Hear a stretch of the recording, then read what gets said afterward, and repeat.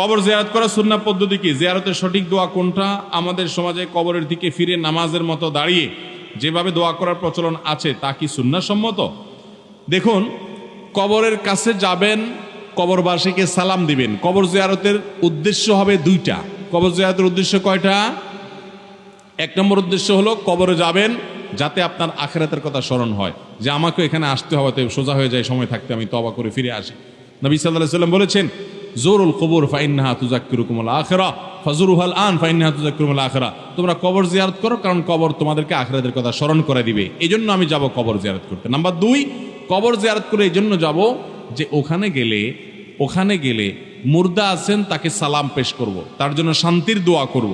অর্থাৎ মুর্দার জন্য দোয়া করতে যাব আর নিজে আখিরাতের কথা স্মরণ করতে যাব, বাস কাম দুইটা।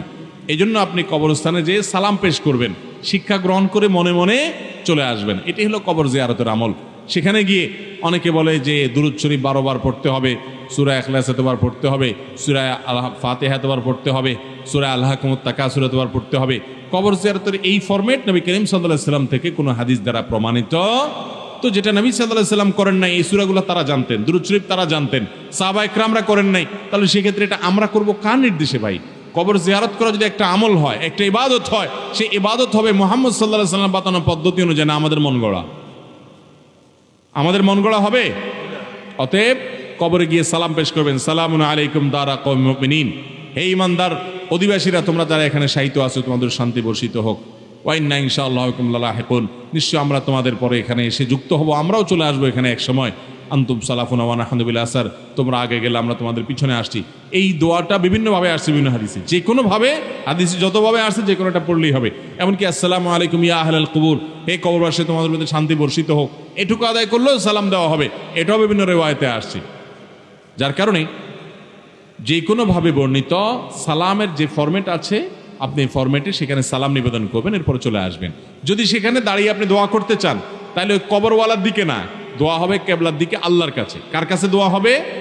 আল্লাহর কাছে। আল্লাহ তাআলা আমাদেরকে শিরক মুক্ত ঈমান এবং আমল করার তৌফিক দান। আমাদের সমাজে মাইয়েতের খাট কাঁধে নিয়ে 40 কদম গমন করার পর কবরের উদ্দেশ্যে রওনা করেন, এটা কি সুন্নাহ সম্মত? সুন্নাহ পদ্ধতিটা বুঝিয়ে বলবেন। কবরে লাশের খাটিয়া কাঁধে করে নিয়ে যাবেন, 10 কদম পর পর লোক পাল্টাইতে হবে, বা 40 কদম পর পর লোক পাল্টাইতে হবে, কাঁধ পাল্টাইতে হবে, এ পাশেরটা ওই পাশে যাবে, এমন কোনো কথা কোরআন হাদিসে কোথাও আসে নাই। এগুলো আমাদের নিজেদের বানানো জিনিস। যার কাঁধে আছে ওই 4 জন কাঁধে নিয়েছেন, ওই একইভাবে ওই একই কাঁধে শেষ করে ফেলতে পারবেন। আপনার কাঁধে ব্যথা হয়ে গেছে, আরেকটা কাঁধ পাল্টাবেন, সেটা ভিন্ন কথা। তো ওইটার নামে কোরআন হাদিসের নাম দিয়েন না যে এত কদম গনে গনে করে তারপর পাল্টাইতে হবে। মাঝে কেউ চাইলে কাঁধ পাল্টাতে পারে, নতুন মানুষ ঢুকতে পারে, এপাশ থেকে ওপাশ যেতে পারে, কোনো অসুবিধা নাই।